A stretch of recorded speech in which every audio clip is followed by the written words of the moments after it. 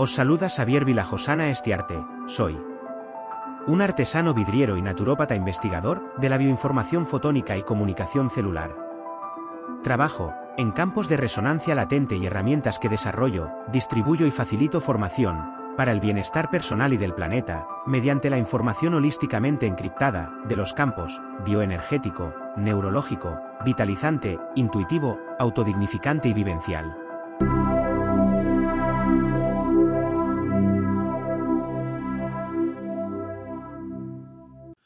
Hola amigos de Sabien, soy Tristán Castell de Pinós.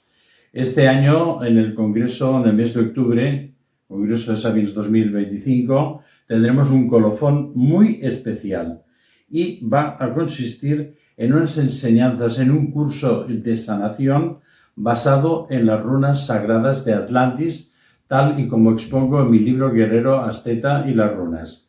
Allí estaré acompañado de Olga, mi esposa, y como no, de Ferran Prats, que también seguirá aportando todos sus conocimientos sobre sanación. Allí os espero, será único, no os lo perdáis.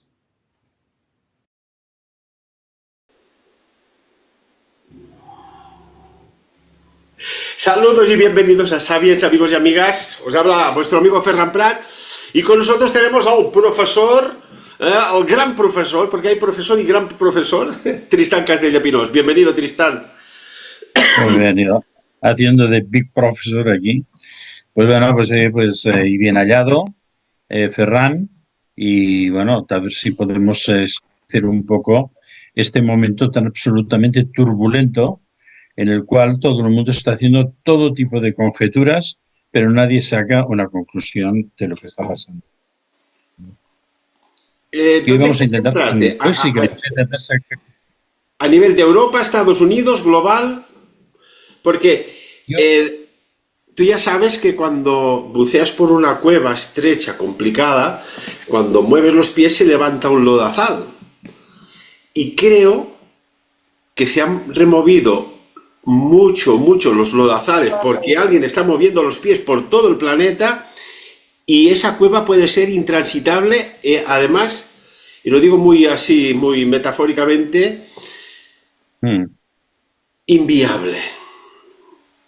Bueno, a ver, el tema de los barros, que ahora está de moda, la máquina de los barros, del propio Donald Trump que hablaba siempre del lodazal, o de la ciénaga en Washington, que había que limpiar la ciénaga, y que yo dije, Donald Trump, no vayas tan rápido que los cocodrilos que viven allí te va a costar mucho sacarlos, lo mismo tienes que vivir con los cocodrilos, ¿no? Y ahora estamos en el momento en que los cocodrilos me parece que se han despertado un poco.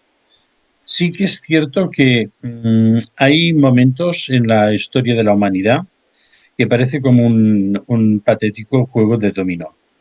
Que tú vas a una primera ficha y van cayendo las demás con una precisión milimétrica hasta que todo queda encima de la mesa esparcido. Y ahora estamos en un momento que es muy peligroso porque están cayendo demasiadas fichas, ¿no? Y lo más importante de todo esto es, no me gustaría, y ahora voy a dar un enunciado muy pesimista, no me gustaría que pasara lo que puede pasar. Porque tal como tú avisas o tú propones, algo que se empieza a remover en un cierto sitio empieza, digamos, a enturbiar las aguas alrededor hasta que se enturbian. Y francamente estamos en un momento, si no es es muy parecido a lo que tú explicas, ¿no? Pero claro, bueno, ya tenemos las guerritas montadas, y bueno, se van haciendo sacrificios de sangre, y estas cosas parece ser que a los poderes oscuros ya les gustan y se van manteniendo y parece que no va a pasar nada más. Y ahora hay una amenaza de que si yo te voy a tirar una bomba de no sé qué, que si yo tengo un misil de no sé, pero tampoco acaba de pasar. Pero lo que sería muy patético en estos momentos es que en alguna parte del mundo, y especialmente en Estados Unidos, cayera la cabeza coronada, decapitada, por una, digamos, turba absolutamente inflamada, como en los tiempos de la monarquía, la caída de la monarquía francesa. Y entonces yo digo, estamos ante la caída caída de Donald Trump. Y no pongo interrogante, ni pongo tampoco ningún otro signo. Simplemente digo, estamos ante la caída de Donald Trump. Claro, ya explicamos en el programa anterior que, bueno, ¿qué podíamos esperar? Entrar a trapo, de cara, de frente al enemigo, sabiendo el gran poder del enemigo, habíamos de pensar que pasarían cosas. Se iría rompiendo el ritmo del avance en contra de ese frontis de resistencia del Estado profundo, y que seguramente en esa ruptura o en esa frenada del avance, pues probablemente podrían pasar cosas, incluso que perdiéramos al capitán de la tropa, ¿no? Y esto es lo que os voy a explicar hoy, ¿eh? Porque yo creo que aquí todo el mundo ha hablado que si Starlink, que si la caída en la bolsa y dando los ratios de la bolsa y lo que pierde, lo que gana, no sé qué. Muy bien, me parece fantástico. Son unos análisis económicos flipantes, pero creo que no hemos tocado lo que hay detrás para nada, absolutamente para nada. Y entonces yo, como siempre, vuelvo un poco la cabeza, miro un poco hacia atrás y digo, aquí pasó algo de lo que hablamos muy superficialmente aquí en Sapiens, que fue el start on. Pero no le prestamos demasiada, digamos, atención, porque parecía como una especie de juego, ¿no? Parecía como una especie de chiste. Es que apareciera un mensaje en la arena que alguien señalara. Y ahora iremos a esto. Pero primero de todo esto, lo que me llama muchísimo la atención es que se produce el famoso ataque con drones a Moscú. Ese famoso ataque de la telaraña, de no sé qué, que bueno, con una precisión absolutamente milimétrica. Los aviones estratégicos. No sé, los aviones estratégicos. Bla, bla, bla, bla. Bien, primer punto. Yo lo que he visto de ese famoso ataque maravilloso, del gran triunfo del ejército ucraniano, atacando al monstruo en su guarida, pues la verdad es que yo no he visto ningún tipo de filmación, porque claro, puestos a enviar drones, enviamos algunos drones que tengan capacidad de filmar las operaciones, digo yo, para tener mentes capaces de decir, sí, hemos hecho esto. Porque claro, los rusos, como siempre, callados, entonces como si salieran de una ópera de Rimsky-Korsakov o de un concierto de Rachmaninoff, ¿eh? O sea que, entonces, ¿qué es lo que ha podido pasar aquí? Porque yo he visto algunas imágenes y lo que he visto son aviones comerciales masacrados. No he visto unos superbombarderos de un diseño flipante ahí absolutamente incendiados en la pista. He visto quizás alguna cosa de columnas de humo y llamas, que puede ser en cualquier sitio del mundo una columna de humo y de llamas, pues la gran tragedia, algo no sé qué, no sé cuántos, pero yo no he visto nada de todo eso. Y yo además me pregunto, la inteligencia rusa, que me parece que tampoco son demasiado tontos, está ahí, o sea, tontos hay en todas partes. Pero los rusos últimamente parece que van bastante finillos, ¿no? ¿No sería como una especie de ataque de falsa bandera, un Pearl Harbor montado, o sabiendo por inteligencia que se estaba de alguna forma preparando ese tipo de ataque, poner una serie de, digamos, chatarra en las pistas pintada para que los drones destrozaran esas chatarras y decir, no, vamos a continuar la guerra porque no hay ningún tipo de intención de negociar la paz. Porque ahora que estamos intentando llegar a un acuerdo, fíjate, nos atacan en casa y un daño y no sé qué. Esto por una parte, que lo dejo en el aire. Lo dejo en el aire como una pregunta, no como una afirmación. Pero si no fuera así, entonces esto sería el primer paso de esta, digamos, caída del ángel de su pedestal. Porque vamos a ver, lo primero que dice Donald Trump es que él no sabía nada. Y vamos a ver, si realmente fue un ataque, si realmente fue cierto, vamos a ver, la CIA y el Pentágono o estaban implicados o tenían conocimiento pleno. Y si no, para tener que Donald Trump tiene una gran relación, aparte familiar, con los temas del sionismo internacional y con el Mossad, el Mossad podía meterse en un momento determinado, levantar el teléfono y decir, oiga, ¿qué está pasando o va a pasar esto aquí?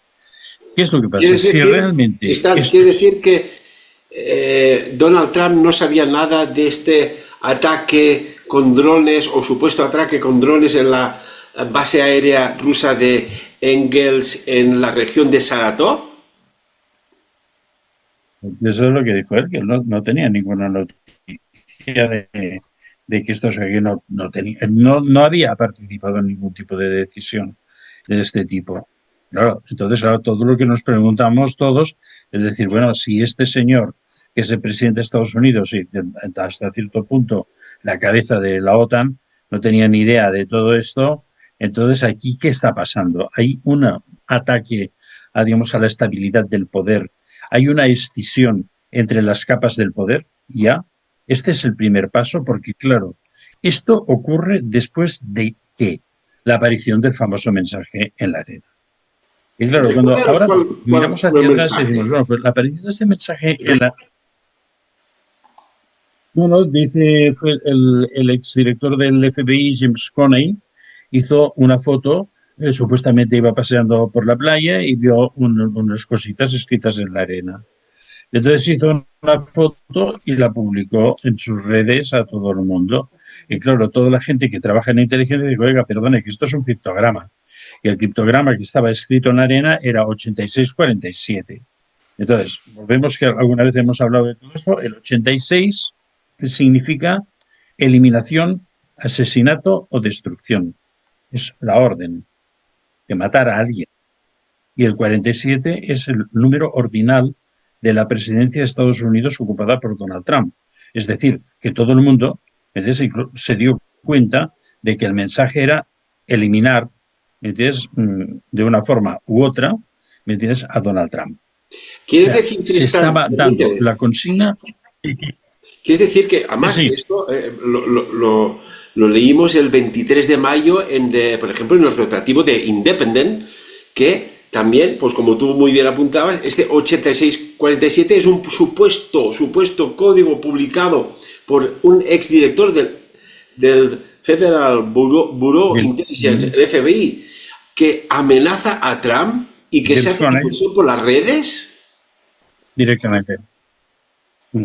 Pero yo creo que esto fue, digamos, la consigna, ¿sabes? El start on. Empecemos ahora. ¿Y qué es lo que, digamos, cuál es? Este es el segundo, es el primer paso. El segundo paso es digamos, la decisión del Pentágono y de la CIA de no informar a su presidente que se iba a hacer ese tipo de ataque, porque supuestamente era un ataque ucraniano. Todos sabemos que los ucranianos no tienen la tecnología para hacer esto y que todo estaba de alguna forma o participado por operadores británicos o por operadores norteamericanos. Y sí, tanto en un caso como en otro, la información debía llegar a la presidencia de Estados Unidos. O bien Donald Trump mintió y nos quedamos metidos todos a cuadros porque entonces simplemente dijo, yo no sabía nada, estaba perfectamente al tanto. Pero creo que ahí se produce, digamos, pasito a pasito, porque después el tercer paso es fraccionar el poder. ¿eh? Por una parte ya teníamos una parte, digamos, susceptible o tendente a ser autofraccionarse, que era la CIA, contra la cual había atacado muchísimo Donald Trump, el Pentágono por razones que todos podemos sospechar, y que por lo tanto eso ya se fraccionan, digamos, sin necesidad de que los animen mucho. Pero claro, ¿qué es lo que había ahí que era como una especie, digamos, de elemento de transmisión importantísimo, que era la reunión de dos fortunas norteamericanas, es decir, de gente que tiene un poder difícil de, digamos, subvertirlo, porque son, digamos, muy, pero que muy ricos, que tienen además unas conexiones internacionales extraordinarias y que de alguna forma los dos participan de un proyecto, porque vamos a ver, Donald Trump sabemos todos, ¿ves cuál es su cuadro ideológico? Pues bueno, todos conocemos, digamos, la abrupta historia de Donald Trump y también la misteriosa historia de Elon Musk, ¿no? Pero en resumidas cuentas, estos señores participaban de un proyecto político complejo, con muchas aristas, ya no tan solo lo de la inmigración ilegal, sino muchas otras cosas. Porque pienso que detrás de lo de la inmigración ilegal, con mucha bondad y con mucha tranquilidad, había una ponderación de la presencia de la inmigración en Estados Unidos que se ha producido en los últimos años, que tarde o temprano se ha ido legalizando, pero que ha sido una avalancha como ha pasado en el resto del mundo. Y quizás todo esto también era otro tema. Pero la parte más importante es la parte anti-China, que ahora hablaremos, de dónde viene quizás el problema es a neutralizar por parte de otro tipo de potencias. Entonces, pues el tercer paso, que es estas fuerzas, digamos, vamos a llamarlas anti-Trump, para simplificarlo, entonces, en el tercer paso era romper la unión de él entre él y Elon Musk. ¿Cómo podían hacer esta? Obviamente, los dos son dos gallos de corral en el mismo corral, con lo cual, ¿me entiendes? De cuando en cuando hay alguna pelea. Pero me parece que es lógico y, aparte, todos los que hemos trabajado en grandes proyectos con personalidades, digamos, muy con ganas de liderar, meterse el proyecto, muchas veces hemos tenido choques muy importantes, pero que se han tenido que resolver sobre el terreno, porque no podíamos coger, meterse a un arquitecto que protestara y tirarlo por el balcón, sino que teníamos que acabar de acordar algo y llevarlo adelante, porque el proyecto debía llevarse pues a buen fin, ¿no? Pues aquí pasa exactamente lo mismo. Pero claro, ¿cómo lo podían romper todo esto? ¿Cómo podían hacer esto? El cuarto paso ha sido atacar de una forma progresiva a Tesla. ¿Por qué atacan progresivamente a Tesla? Porque Tesla es de las grandes empresas de Elon Musk. Bueno, algún día hablaremos. Bueno, este señor como ingeniero debe ser un cyborg marciano o alguna cosa de este tipo, porque su capacidad de producción, de diseño, de reunir equipos absolutamente punteros para hacer empresas absolutamente únicas en estos momentos en el mundo, debe ser, digamos, una interfase absolutamente generada en otro planeta, como él dice que viene de Marte, ¿no? Claro, romper esto, ¿cómo lo hicieron? Bueno, basado en una especie de, con lo mismo que está pasando ahora en Los Ángeles, en una especie, digamos, de protesta por la ultraderechización, quizás no tanto del proyecto, sino de la imagen, porque hemos de recordar que el señor Elon Musk, en un momento de euforia, se lanzó, digamos, a hacer el saludo aquel que tantas veces hemos visto en las películas de la Segunda Guerra Mundial y que normalmente iba acompañado de un par de palabras que no repetiré aquí. Pero que, claro, la acción era, perdón, absolutamente clara. Aparte también hay una serie de cosas de él que creo que están francamente derivando hacia eso. ¿Y por qué? Ahora hago un pequeño paréntesis. ¿Por qué? Hablaremos de dos personajes que son claves en esta historia, en este movimiento de ajedrez, en el que se están tirando fichas al suelo, digamos, pero por codazo, no por jugada, ¿sabes? Elon Musk es nacido en Pretoria y todavía él cogió, digamos, todo el reflujo de la época del apartheid. Y vamos a ver, el apartheid era, digamos, bueno, los negros ahí y los blancos aquí. Y los blancos somos los que mandamos y los negros que barran las calles, ¿no?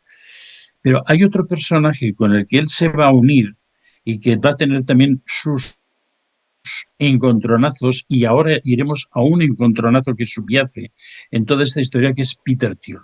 Peter Thiel, que era el hijo de un inmigrante alemán, curiosamente un inmigrante alemán, un señor que era químico, ingeniero químico importante, y que en un momento determinado el gobierno de Sudáfrica decide que es una potencia mundial y el gobierno del apartheid, y entonces deciden hacer la bomba atómica y construyen la bomba atómica que luego se estalló, digamos, entre la parte, el cono sur de África y el inicio de la Antártida, lo cual creó, digamos, uno de los agujeros de ozono de aquella zona, ¿no? Y entonces este hombre participó en todo este proyecto, en la localización del uranio necesario, que no había suficiente en Sudáfrica, tuvo que ir a Namibia, pero en un momento determinado, una vez él se desvincula de este proyecto, no diré que huye a Estados Unidos, sino que yo diría que fue reclamado en Estados Unidos por sus conocimientos y viaja a Estados Unidos y se imbrican en una vida, digamos, de clase media alta, importante, con lo cual no entraron como unos inmigrantes con unas maletitas desfondadas, sino entraron como señores, ¿no? A Estados Unidos, ¿no? Y de ahí, pues, Peter Thiel, pues ya fue a la Universidad de Stanford, donde conocería a Elon Musk y que es la Universidad de Silicon Valley.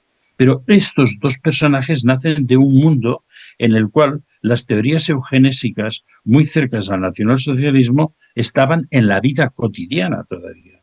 Y todavía sigue habiendo, digamos, una especie de efluvio maligno ahí de todo esto, ¿no? Pues ahora justamente al revés, con la persecución a muerte de los blancos, al menos en Sudáfrica, ¿no?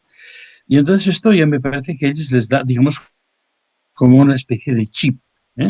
Algo que después los ha hecho encadenar con una visión del mundo que no es la visión del mundo más común que existe en este momento, sino que es con una visión del mundo selectivo. Pero paramos aquí, que luego retomaremos este tema que me parece muy interesante Ujú. y vamos a ver cuál es el quinto paso, que hay el cuarto paso.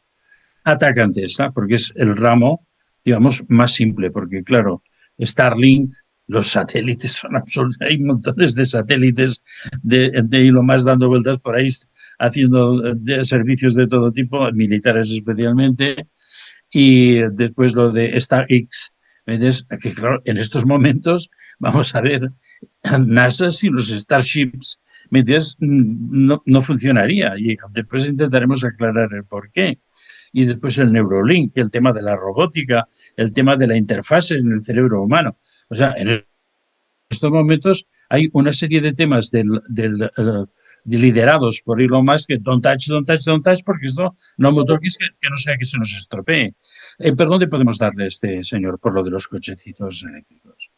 Primero, ya hay una, digamos, una cierta desfortuna en el proyecto del, ¿cómo se llama? El Big Beautiful Bill de Donald Trump, de sacar la subvención a los coches eléctricos, cosa que yo entiendo.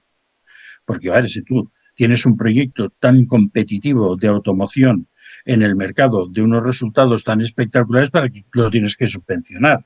Porque la gente ya lo irá a comprar porque los coches son una pasada y porque ta, ta, ta, ta, ta, ta, ta, ta, ta, ta, ta. Entonces, bueno, esto quizás ha sido un tropezón, pero que obviamente creo que en otros escenarios que se van a producir después, incluso podemos ver como uno de los pasos hacia atrás, que Elon Musk ya ha dado unos pasos hacia atrás, puede que Donald Trump también dé algunos pasos hacia atrás y estén, digamos, en una zona de menos conflicto. Pero todo esto ahora es impreciso, porque lo que ha ocurrido con el tema de Tesla es algo que no es normal. ¿Eh? Porque, claro, por el simple hecho de que este señor hiciera lo de las películas aquellas de los alemanes y todo esto, empezaron a salir en Estados Unidos la denominación de los coches Tesla como Svastika Cars. ¿Eh? Incluso se pintaban a los coches con grafitis, los coches Tesla con grafitis alusivos al tema, hasta el punto de que algunos propietarios de Tesla pues sacaban el logo y lo ponían un logo de Volkswagen o de cualquier otro coche para que no fueran, digamos, al menos localizables de una forma muy fácil, ¿no? Se incendian coches en la calle, se producen actos de incendio de coches en la calle, agresiones, hay gente que está, digamos, todavía en periodo de garantía y devuelve los coches al... Todo eso yo creo que está totalmente, digamos, instrumentado. Es absolutamente instrumentado. Y no es lo peor. Lo peor de esto es el quinto paso, que es la escenificación de la caída total de Tesla en las bolsas mundiales, tanto en Estados Unidos como en Asia y como en Europa. Con lo cual, el batacazo es muy importante. Y vamos a ver, si tú eres un señor que aunque tengas muchos millones, muchos millones, muchos millones, está teniendo pérdidas multimillonarias en la bolsa y en las ventas, pues claro, llega un momento que bueno, eso te produce una cierta asfixia. Y alguien, en un momento determinado, le dice, si quieres que paremos, tienes que romper con Donald Trump. Y entonces curiosamente, después de cuando caducan los 160 días de acuerdo para el tema del Doge, ¿no? El control de los gastos en las empresas gubernamentales, que hacen una despedida absolutamente cordial, y que el mismo Elon Musk preguntó por los periodistas que no, que él seguirá siendo amigo de Donald Trump y seguirá colaborando, y sale y de pronto aparece, ¡pum!, mientras sale esta ronda de insultos y esta ronda de descalificaciones que además son absolutamente, ¿cómo te lo diría yo?, innecesarias. Porque entre personajes de esta talla, si se quieren hacer daño, no hace falta que te digan que, oye, te voy a publicar la lista de Brian Epstein. Todo eso después intentaremos hacer una reinterpretación y vamos a llevarlo a un campo que alguien de alguna forma ha sugerido. ¿No será una farsa todo eso? Y ahora explicaremos el porqué. Pero claro, el tema es que si esto sigue adelante, puede llegar un momento en el que, tal como tú sugerías al principio, el lodo que se levante del fondo sea ya irrecuperable para todo el mundo. Porque tanto una caída de Donald Trump, de su estatus político, como una pérdida, digamos, muy grave de Elon Musk, y que le obligue a retroceder en muchos de sus proyectos, y muchos de ellos están interrelacionados con el gobierno de Estados Unidos, con el Pentágono y con la NASA. Todo esto puede ser un batacazo que resuene por todo el mundo, especialmente en Europa. O sea que agárrense, amigos míos, y pónganse los cinturones porque viene una zona de turbulencias, ¿no? Y entonces, bueno, ¿cómo ha pasado todo esto? ¿Ha habido alguien fuera de la escena que ha apretado? Y entonces yo ahora voy a recordar. Se hizo una serie de investigaciones en la época Biden para intentar dilucidar si los miembros del Congreso y los miembros del Senado de alguna forma estaban sobornados por algún tipo de gobierno anterior, digamos, exterior. Primero se habló de Rusia con Donald Trump, pero luego en la época Biden salió de una forma clara y fehaciente que había un gran número de políticos norteamericanos que eran como infiltrados de China, estaban sobornados por China. Incluso en algún momento, no sé si Xi Jinping llegó a, digamos, a lucir que tenía tantos amigos dentro del gobierno de Estados Unidos que para él era muy fácil de alguna forma dialogar con los Estados Unidos. De una forma un poco cínica, pero bueno, está ahí, ¿no? Entonces, puede ser que el gran empujón haya sido de China. ¿Por qué? Porque, claro, volvemos otra vez, cambiamos de pantalla. El proyecto famoso MAGA de Donald Trump es, bueno, otra cosa, el dragón chino, que el gran reptil chino, no es amigo de nadie. Este muerde cuando tiene que morder y lanza bocanadas de llamas cuando tiene que lanzar bocanadas de llamas. Es decir, China solo admite la amistad por intercambio y muchas veces, y siempre el intercambio ha de ser favorable a sus, digamos, a sus necesidades y a sus designios, ¿no? Y entonces hay una cosa muy importante. En estos momentos, y creo que está señalado por casi todos los analistas políticos y especialmente económicos, la gran carrera desde hace 10 años ha sido entre Estados Unidos y China. Correcto. Y tal como tú y yo ya hemos comentado en este mismo programa recientemente, el batacazo económico de Estados Unidos en los últimos gobiernos democráticos ha sido una caída libre. Por lo tanto, digamos, China había dejado de tener un oponente peligroso, porque él mismo ya estaba cayendo sin fondo, sin ningún tipo de esfuerzo más, ¿no? Pero claro, ahora aparece un señor que dice, vamos a hacer el milagro de la recuperación del Estados Unidos industrial. Vamos a converger todas las industrias, si es necesario, robando industria europea, que creo que Mercedes, Volkswagen, todos estos ya deben estar por allí andando a tope, Es toda la industria europea, especialmente automoción, porque uno de las grandes también, digamos, llagas de la economía norteamericana es la pérdida de la automoción. Todos los que nos gustan las películas de los años 60 y los años 50 especialmente, esa admiración. ¿Quién no ha querido tener un Ford Mustang? Gente de nuestra edad, al menos de la mía, no ha querido tener un Ford Mustang, por ejemplo, ¿no? Entonces, digamos, esa maravilla de coches norteamericanos que veíamos en el cine cuando nosotros íbamos con un Seat 127 por las tristes autopistas de aquellos momentos, pues claro, aquellos que era como estar casado con Marilyn Monroe, tener un coche de ese tipo, ¿no? Y entonces, pues claro, todo eso de la noche a la mañana se fue a Laiga. Y la gente empezó a ir con Mercedes y BMWs, con lo cual la industria alemana se puso muy bien. Pero Estados Unidos fracasó.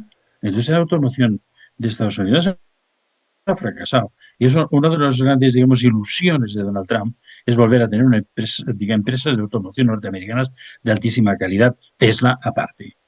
O sea, incluso que no fueran coches eléctricos, sino que fueran coches. Hay mucho debate, creo también en la cabeza de Donald Trump, sobre algún tipo de las energías renovables, especialmente las enfocadas al tema de la automoción, lo cual me parece un debate, digamos, muy prudente y muy sabio, por decirlo de alguna forma, ¿no? Estamos en la recta final de la entrevista. Te quería hacer una pregunta, acaba si tienes algún punto más, porque es algo muy relevante y muy preocupante a la vez. Tendremos que hacer otra extensión. Sí, vamos así. Bueno, pero es un clásico. Cuando te tenemos es un clásico. La segunda parte de la primera parte, que es la antesala de la tercera parte, que vendrá una cuarta parte. Te quería preguntar. Dime. Pregunta estratégica.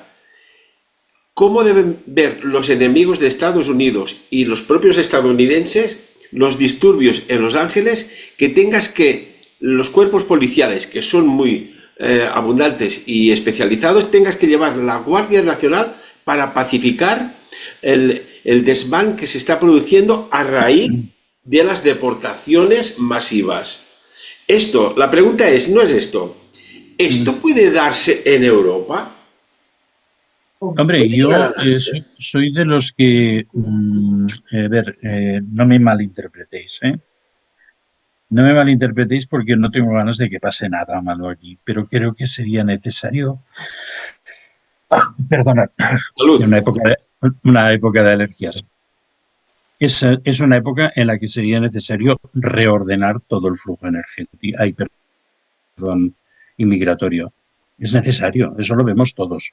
O sea, todos tenemos un buen corazón, todos pensamos que hay gente que tiene necesidades, que pueden ser atendidas, que pueden ayudar en trabajos que quizás miembros de los países europeos ya no queremos realizar. Entonces, yo qué sé. A mí, pues no sé, hombre, si a mí me propusieran por un buen sueldo ir a recoger basura por la noche, pues lo mismo diría que no, aunque el sueldo fuera muy bueno. ¿Entiendes? Es por decirme que es una tontería, ¿no? Entonces, pero quiero decir que una reordenación tendría que tener, digamos, una presencia, o sea, con control, con prudencia, ¿me entiendes? No a ciegas, pero tendría que tener una prudencia. Y aquí hemos visto cosas extraordinarias muy cerca nuestro, a causa, no sé, hay un revuelo tremendo en la ciudad de Salt, que bueno, es el barrio dormitorio de Gerona, que en estos momentos, bueno, ese es islámico prácticamente al 100%. Es claro que por el hecho de que unos señores que estaban, digamos, ocupando una vivienda fueron trasladados y no sé qué, se ocurrió pues también un desastre social tremendo, ¿no? La pregunta, para coquetar, nos queda muy poco. Claro. ¿Puede suceder lo que está sucediendo en Los Ángeles? Sí, especialmente en Francia, Pero, o sea, Francia, digamos, las mechas están preparadas y la gasolina también, España yo creo que somos todos más prudentes y tenemos más tranquilidad, pero debería haber una acción política, digamos, de una moderada contemplación del tema. Hay forma de ver.